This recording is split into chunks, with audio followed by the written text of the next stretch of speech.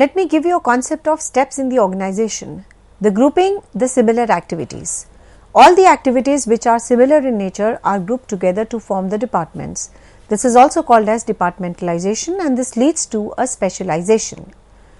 All the activities that are directly or indirectly related to the management or the development of the human resources like training, performance, appraisal, recruitment are grouped together to form the HR department.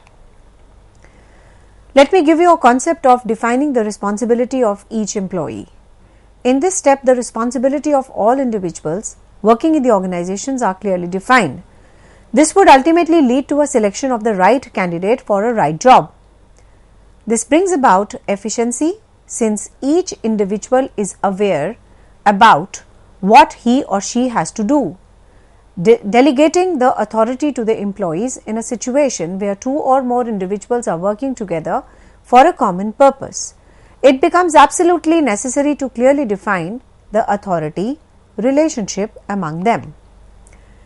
The examples are coordinating the efforts of all to achieve the goals.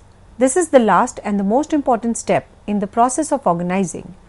The efforts of all individual employees, groups and departments are fetched together and coordinated towards the mutual objectives of the organization. Let us consider a simple example. When a company has decided to one-day picnic for its employees, it has to optimize on the collection of the activities which are similar for the successful execution of the event. This has been reiterated and the terms are being redefined to give you a recapitulation of what we have done earlier. These activities would then be grouped based on the similarity, for instance, arranging for the breakfast, lunch, dinner, etc., or the refreshment eatables, etc. Each member of this committee would be turned to decide and to assign a particular responsibility relating in this regard. Each member will have to be given authority with assigned responsibility for the efficient execution. Once formed, each committee will then be allocated a budget also to enable them to carry out their assigned duties very well. Most importantly, the efforts of all the committees or individuals must be coordinated to meet the central objectives, that is, the successful arrangement of the picnic. Now, coming on to the differentiation, clear differentiation between the formal and informal. A recap of this again. The formal organization refers to a structure that is designed and prescribed by the management of the enterprise, and it is defined as the hierarchical concept of the subordination of entities and collaborate and contribute to serve the common goal. A formal organization has its own set of rules and the regulations that are to be followed by each individual in the organization. It depicts very clearly the line of authority and the superior subordinate relationship. Also, each of the individual is assigned the specific duties and responsibilities. In case of the formal organization, in a formal structure, these are predetermined objectives and the individual efforts are diverted towards achieving these objectives. According to Barnard, any organization shall be considered formal at a stage when the activities of two or more persons are coordinated consciously to achieve the definite objectives. The examples of the formal organizations are college, hospitals, company, and so on. The features of the formal organizations are authority, responsibility are clearly defined. It does not have to consider any kind of emotional aspect and definitely followed by a predetermined and a purposefully created organization. It is based on the delegation of authority, provides a division of labor which optimizes and includes the specialization, and the organizational charts are followed. The advantages of this as follows. It promotes the discipline in the organization. It promotes the basic structure of division of work and responsibility. Without such a structure, it becomes very difficult and the employees to agree between themselves on the duties and responsibilities of every individual. Coming on to the advantages, it gives a very clear-cut idea about the authority and responsibility of the individuals. A formal structure reduces the confusion and brings about the clarity in the working also. The dependency is not on a single person and it decreases the possibilities and the occasions of the various conflicts which can arise. The formal organization helps to keep the firm operating despite the changes in the workplace, eliminates the division of and duplication of work, which in turn leads to effective utilization of resources. What are the disadvantages? At times, the formal organization causes the reduction in initiatives of the persons working in the organization. It does not consider the emotional aspect, and it may cause a delay in the work. The informal structure.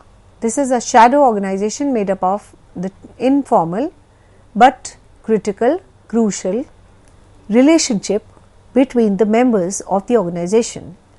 The informal structure has its presence in all the formal structure. Informal structure depicts the way in which the individual communicates and relates themselves with others beyond the formal structure. Informal structure develops through the various frequent instances like having the regular interaction, lunch, coffee with the colleagues. For example, most IT companies have an informal organization to promote the innovation amongst the employees. According to J.L. Messi, informal organization is any human group interactions that occur spontaneously and naturally over a period of time. The informal organizations are not depicted in the organizational charts at all, and the informal organizations do not have any particular structure also. It denotes the human relationship beyond the formal organizational structure. Informal organizations are outcome of voluntary associations, and it develops out of the personal preferences, beliefs, habits and understanding. It is an effective channel of communication in certain cases. It develops a sense of belongingness amongst the individuals. The gaps and deficiencies that exist in the formal organizations can be filled up by the informal organization. The members of the informal organizations help each other in case of unforeseen events or emergencies. Informal group forces the managers to plan and act more carefully than he would otherwise.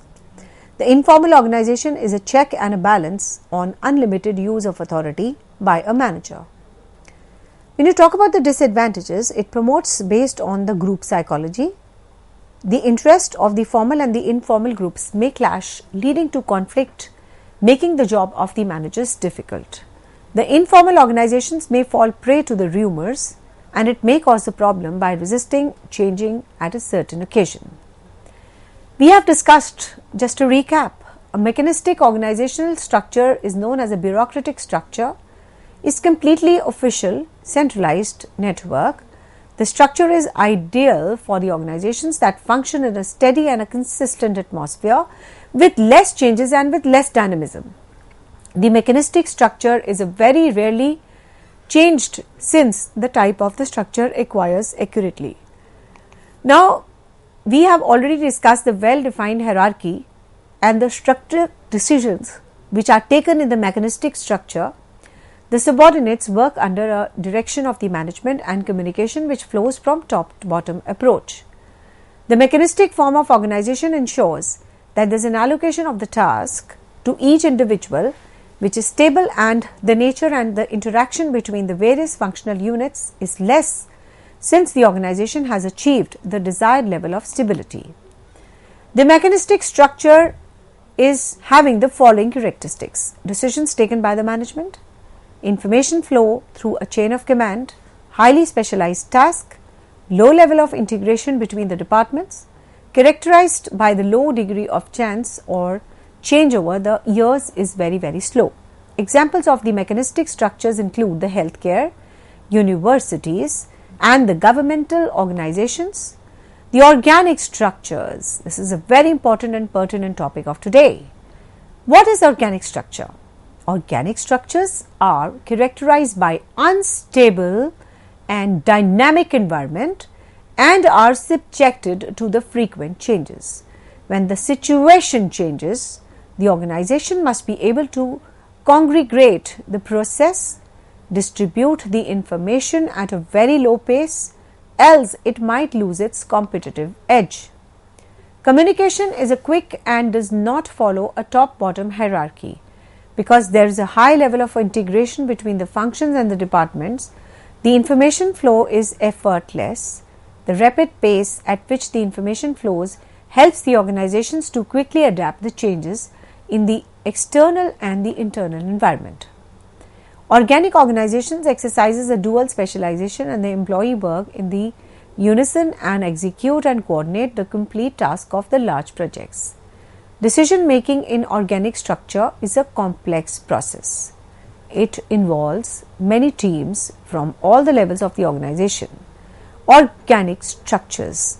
The organic structures, as there are no standardized process, authority can be allocated to a lower level employees. For example, a team may contain the sales, accounting, research and development, and the production representatives. When decisions have to be taken, it is the responsibility of one of these members, as there are no clear defined roles and responsibilities allocated to the members, to decide on any point, and so that it is compiled by the other members of the team and subordinate beneath them. A comparative analysis of the mechanistic and organic structures of the organization.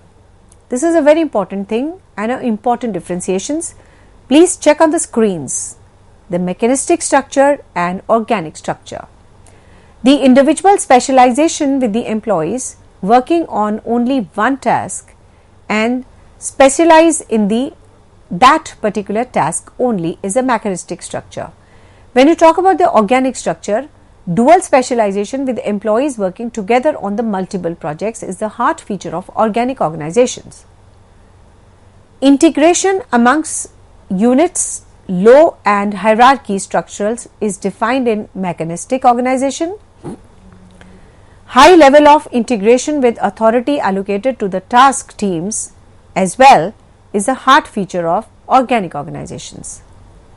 Decision making is done by the top management, and the mechanistic organization flows a centralized approach with the vertical lines of communication. Whereas if you talk about the organic organization, decision making is done by the teams across the hierarchy, with the communication being lateral and decentralized of power and authority.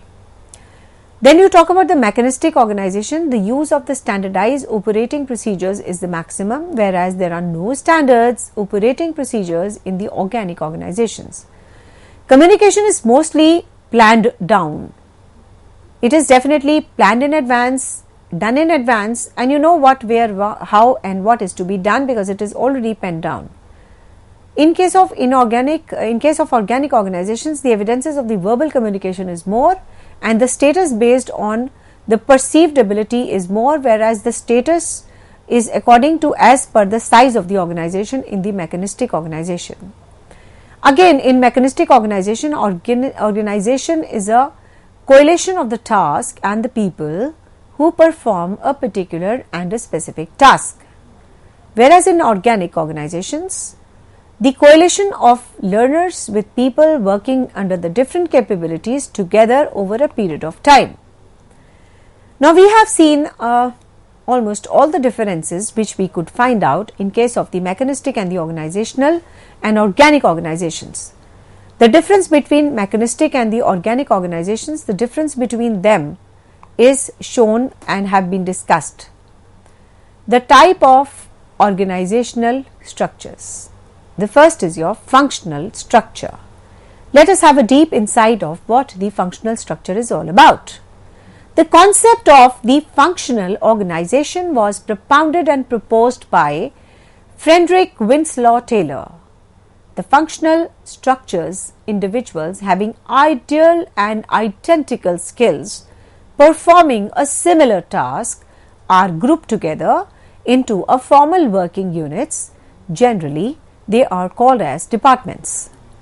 The members of the functional departments, they share the technical know-how, interest and responsibilities. Employees within the functional division of any organization tend to perform in the areas of their own expertise. The functional structure may differ according to the major functions like Advantages are as follows. The first is your specialization. Organizational efficiencies increases as each employee performs the task as per their specialization. Number 2, reduced workload, as each of the functional head is responsible for only one functional, workload is reduced. The oldest and the simplest form of organization is the line organization. The line functions have adhered responsibilities of achieving the objectives of the venture. In this form of organization, superior exercises direct control over the subordinate authority flows from top to bottom in the organization. Here the chief executing heads of the organization. This type of organization is also called as a scalar organization. The line and the staff organization. The concept of staff was developed by, again, Frederick Winslow Taylor. The objective of the functional organization is to offer the specialist services in the organization. Under this plan, specific functions common to all the departments are planned in the hands of an expert of that function. The line and the staff organization combines the line and organization with the staff department and support and direct the departments. Line and staff organization. Most medium and large scale firms exhibit line and staff organizational structures. The distinguishing characteristic between the simple organizations and the line and staff is that the multiple layers of management within line and staff organizations. What are the advantages and the expert advice? The top managers relieved from the routine work in this organization, and the line authorities, they focus on execution of the work and are relieved from the thinking function also, followed by expert advice. The line authorities are not advocates, they are to take the advice from the experts or the staff positions. Next we have the efficiency. This results a greater efficiency as the line managers spend much of their time on the line functions and the line managers functions more efficiently as they get support from the staff positions. Then we have a easy coordination. This organization ensures the coordination automatically as the line managers work along with the staff officers. Then we have a disadvantages or a confusion. The line and the staff organizations are the relationship, responsibility and authority. As you can see on the screen, there is a CEO, there is a company secretary, then we have the various people which are under the line authority, which is trained by a straight line, and the dotted line is a staff authority which is advisory in nature. And sometimes we can always feel that the people who are supposed to work and are only advisory, some kind of frustration is filled into them. So this creates a lot of confusion between the line and the staff. The line has a clear cut line of authority, whereas the staff is having a dotted line and are purely advisory in nature. Now, what is the line and the staff organizational conflict is a matter of concern. The conflicts are common in the line and staff organizations owing to a very unclear definition of authority and the structure entails ineffective and onerous decision making. It is not uncommon for the managers to feel threatened by the advice of the staff members. In this case, line managers are liable to make decisions without staff members' consultation, and such decisions are not always successful. Then we have a slower decision making. The decision making is slow in case of line and staff organization due to its complexity and the layers. Then we have a costly part. Most of the line and staff executives are experts in their field and their appointment leads to a heavy expenditure. Now coming on to the most interesting part, that is the virtual organizations. What are virtual organizations? Virtual organization is a network of independent enterprises, suppliers, customers linked by IT, that is the information technology. Like for example, we have Livewire projects. It is a virtual IT platform that is used by the IT companies and professionals to develop their business applications and the products on the cloud. The virtual organization networks are usually temporary in nature. So as the name suggests, it is not having any kind of a physical existence.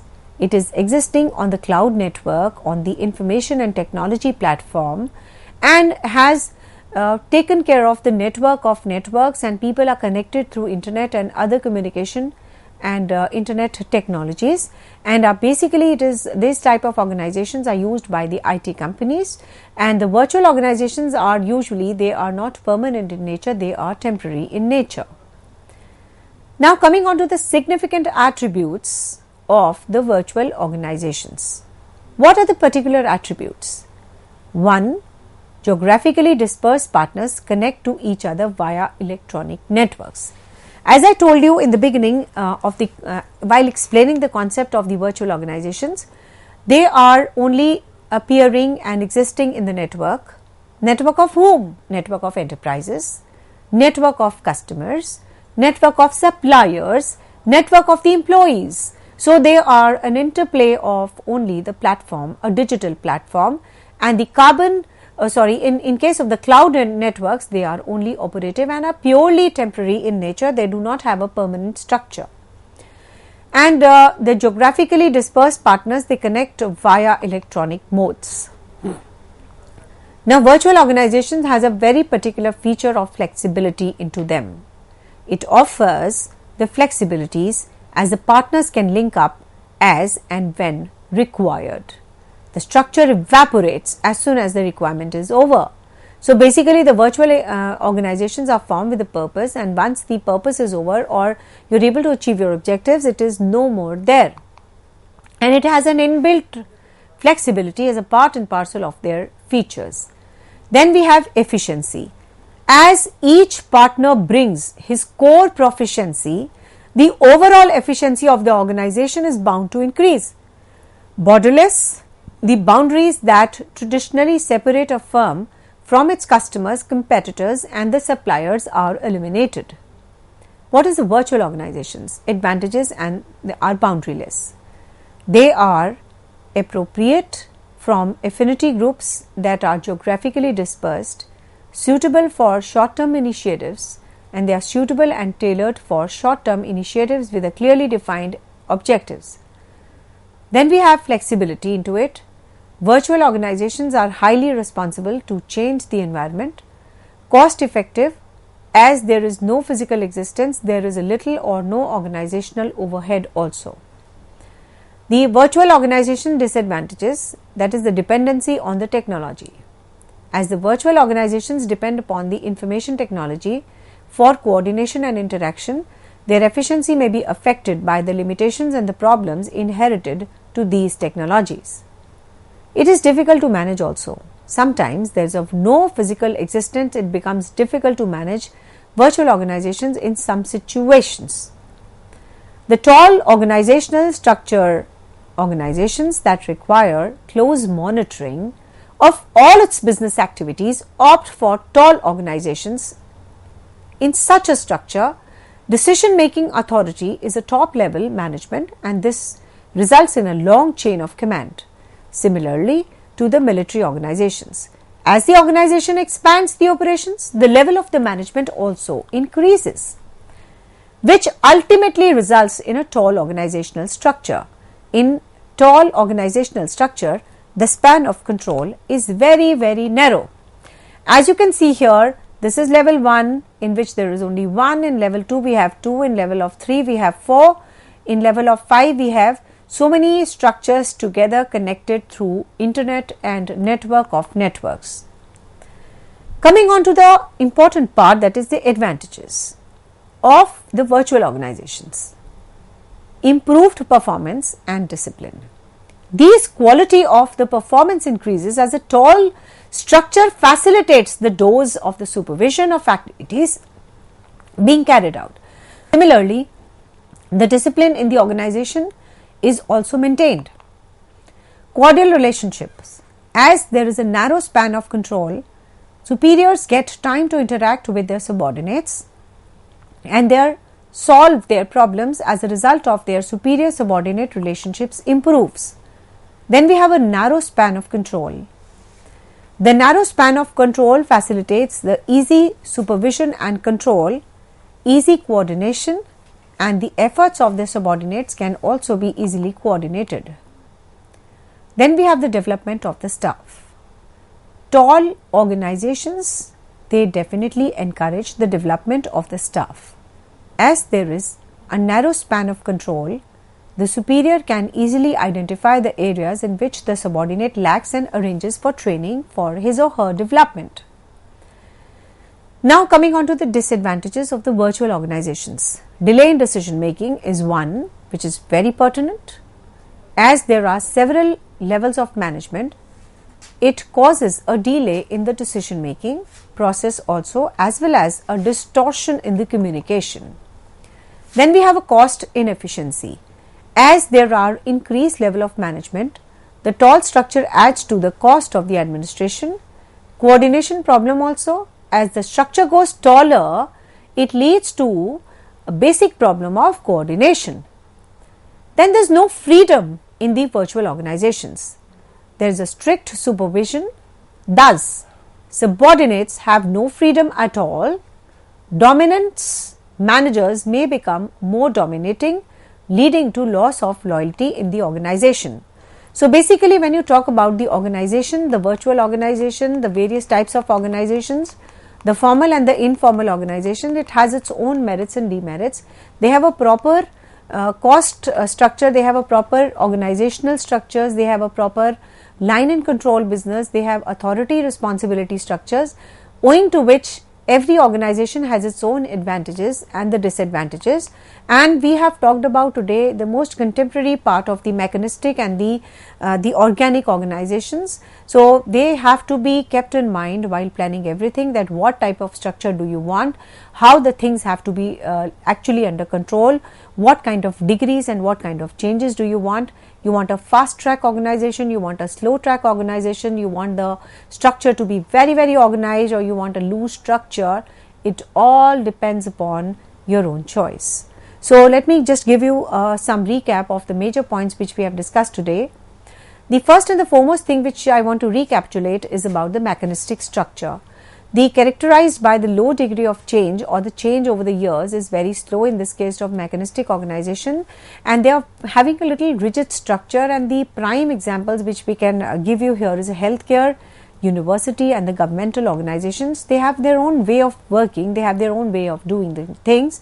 They hardly change anything, and the pace is very slow, and the structure is very rigid.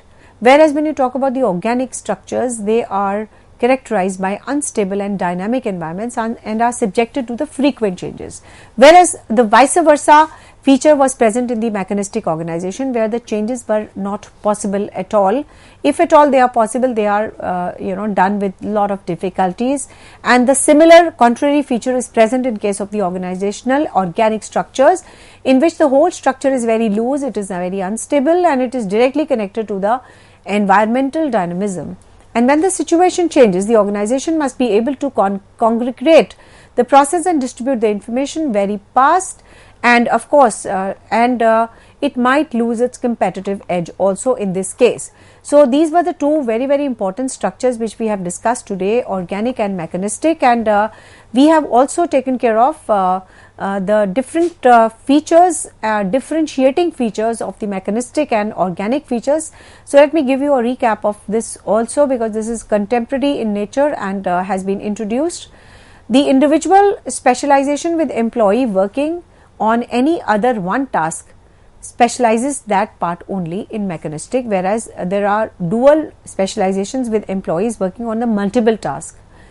The integration amongst the units low and hierarchy structure is defined in the mechanistic, whereas in the high level of integration, authority allotted to the task as well as the team as well. The decision making done here by the top level is very crucial, critical and vertical, whereas in case of the decision making is done by the teams across the hierarchy communications being lateral, and the decentralization is the power and of the authority. So with these words, I think you are able to comprehend the basic differences between organic organizations and mechanistic formal and informal, their basic parameters, their basic structures, their merits, demerits, their suitability aspects, and overall about the new concept of what the virtual organizations are about and how they are important in the present scenario. Then about a differentiation of line and staff, because line is a clear-cut line of authority, whereas a staff is advisory. So there is a constant tussle and a problem between the two. So owing to all these factors, as a student you must understand these type of various organizational authority responsibility structure. So if you have a deep understanding of this, you will not have any confusion in your present endeavors also. Thank you so much.